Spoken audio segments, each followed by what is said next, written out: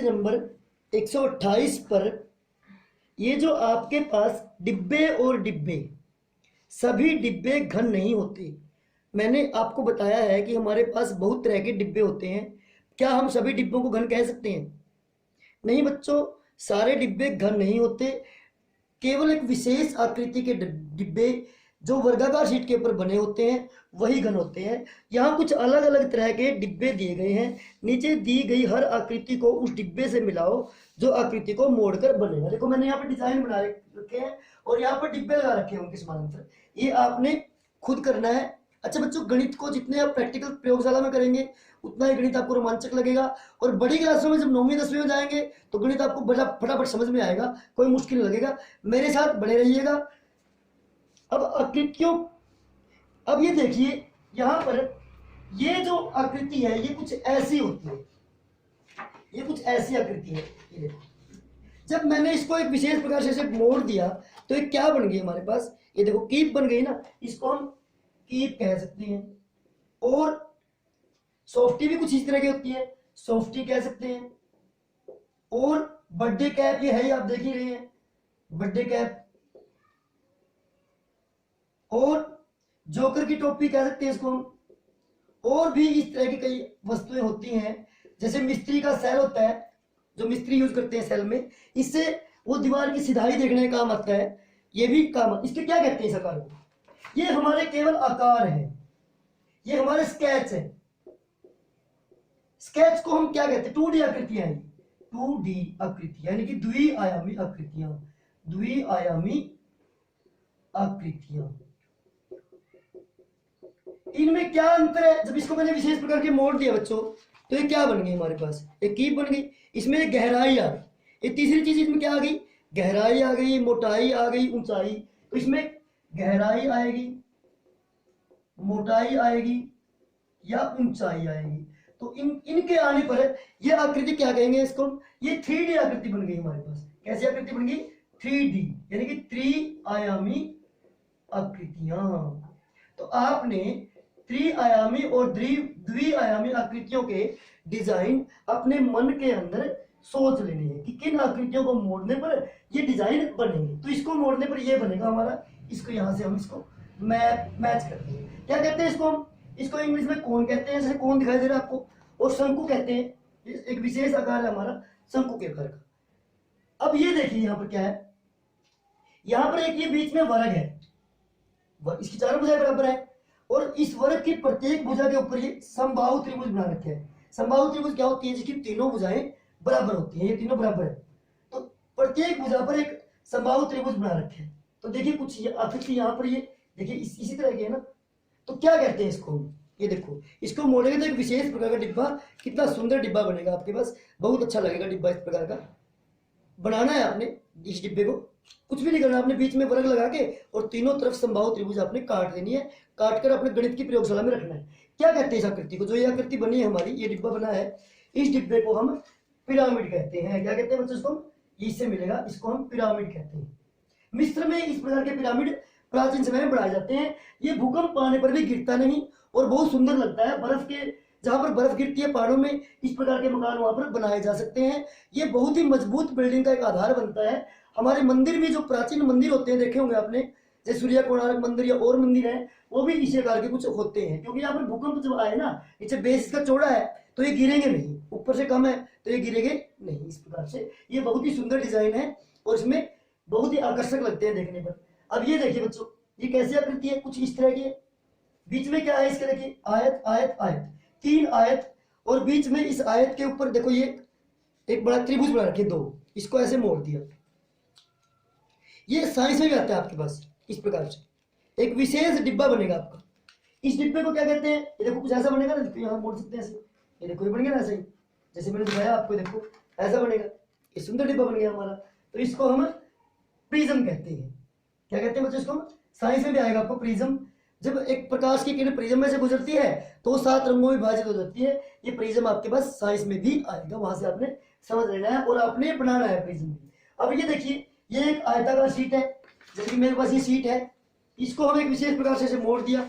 ऐसे मोड़कर ये क्या बन गया हमारे पास? ये देखो इस प्रकार से एक ये बन गया। इसमें गहराई है तो ये हमारा एक 3D आकृति, 3 आयामी आकृति बन गई। इस आकृति को क्या कहेंगे हम?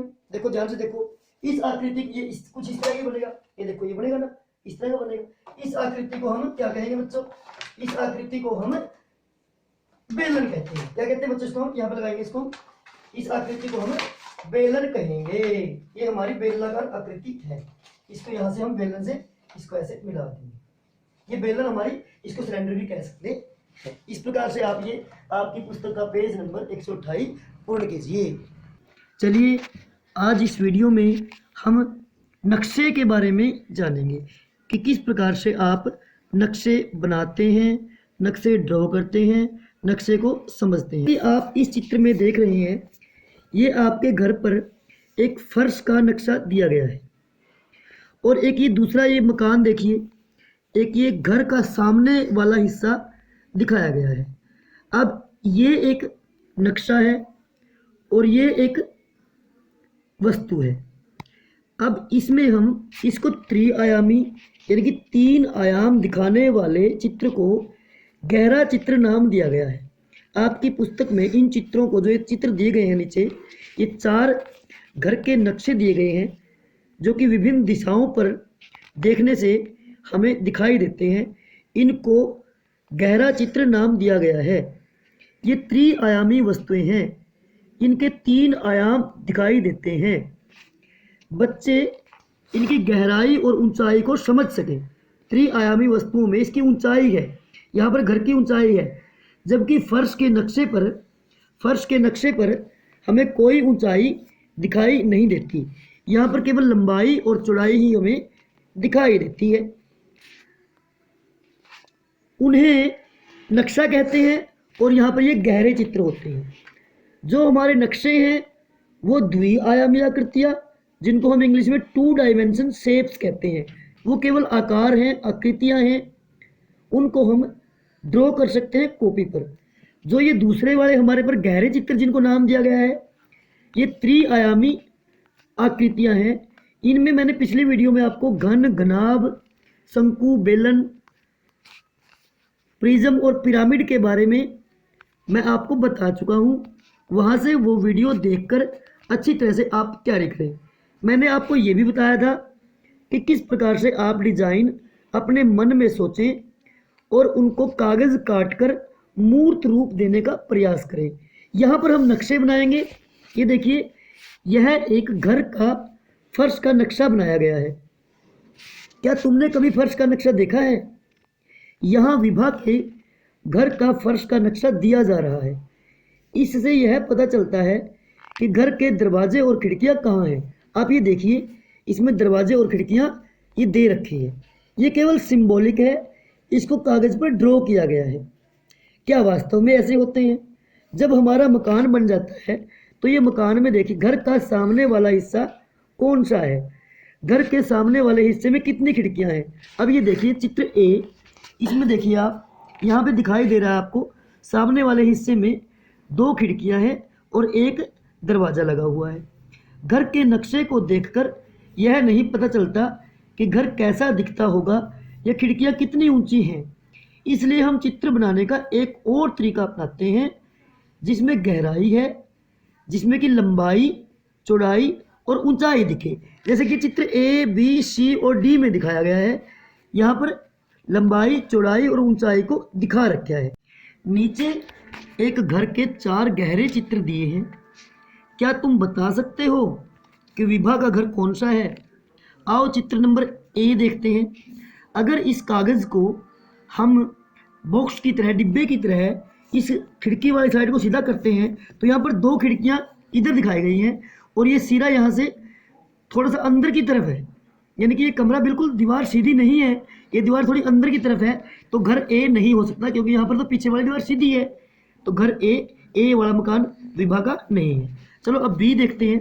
क्या बी वाला मकान विभा का है? बी वाला मकान भी विभा का नहीं है। क्यों? क्योंकि इसमें जो ये अगले वाला कमरा है, इसमें 2 खिड़कियां दाएं और बाएं दी गई हैं, जबकि हमारे फर्श के नक्शे में खिड़कियां आगे पीछे हैं। तो ये वाला नक्शा भी नहीं हो सकता।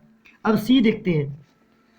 सी में और डी में दोनों एक जैसे हमें दिखाई देते हैं, परंतु इनमें क्या अंतर है? इसमें देखिए, जो साइड वाली खिड़की है ये दरवाज़ा भी ठीक है, ये खिड़की भी ठीक है, आगे वाली खिड़की भी ठीक है, परंतु जो साइड वाली खिड़की है वो विभा के जो फर्श के नक्शा है उसमें पीछे की तरफ है, और जबकि डी चित्र में आगे की तरफ दिखाई गई है और सी चित्र में बिल्कुल ठीक दिखाई गई है। अतः हम कह सकते हैं कि विभा का घर का नक्शा सी चित्र से मेल खाता है। बाकी 3 गहरे चित्र नक्शे से मेल नहीं खा रहे, ये आपने ध्यान से देख लेना है। इसी प्रकार से आपने अपने घर का नक्शा भी कागज पर ड्रा करना है, और त्रिआयामी और द्विआयामी वस्तुओं को समझने के लिए एक नक्शा और गहरे चित्र में अंतर स्पष्ट करना है। और ये आपने मेरी पिछली वीडियो देखकर भी वहाँ से बार बार इसका प्रयास करना है। अब आइए आगे पेज नंबर 130 पर अभ्यास का समय करते हैं। अभ्यास का समय, नीचे दिए गए घर के फर्श के नक्शे को देखो।